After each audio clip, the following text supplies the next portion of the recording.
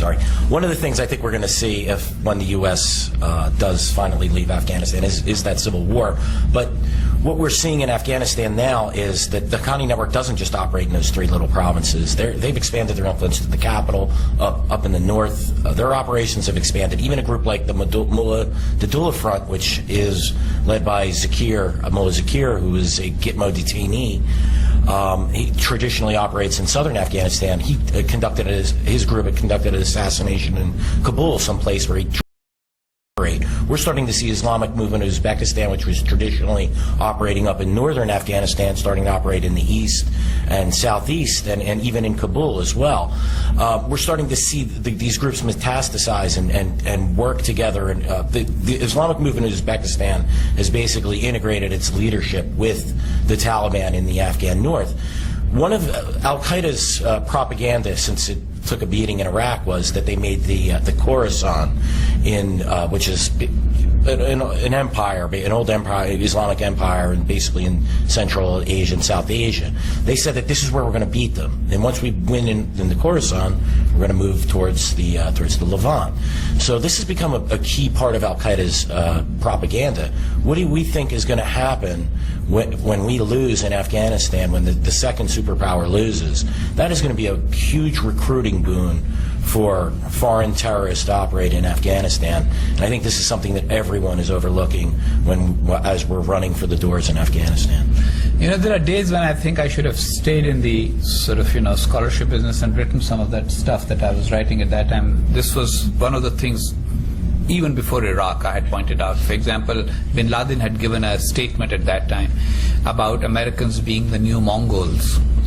And nobody could understand what he was talking about. And I said he's talking about the 1258 conquest of Baghdad. And he's playing on Islamic history and Islamic mythology, and so Khorasan was an important element in that also, because if you remember, the Abbasids,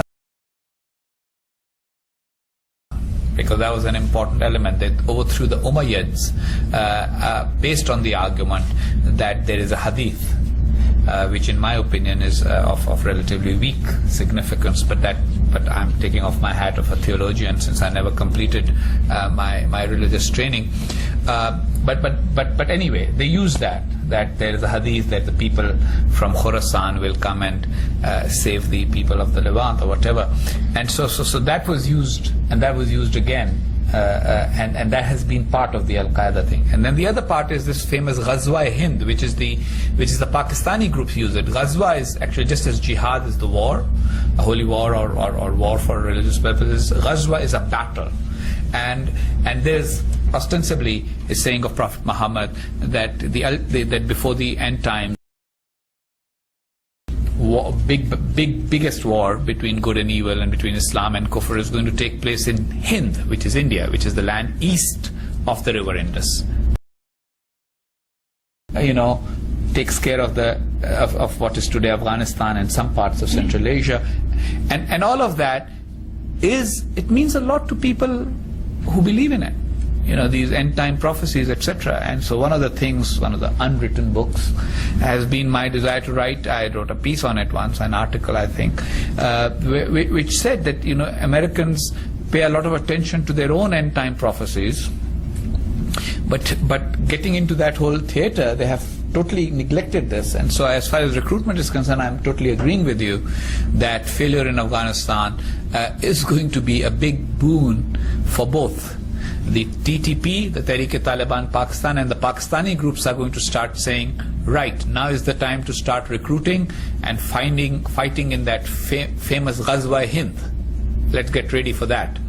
And the Arab groups are going to say, salvation is coming by joining up with the folks who are fighting in Khorasan. And both those fronts are going to be a source of a lot of problems.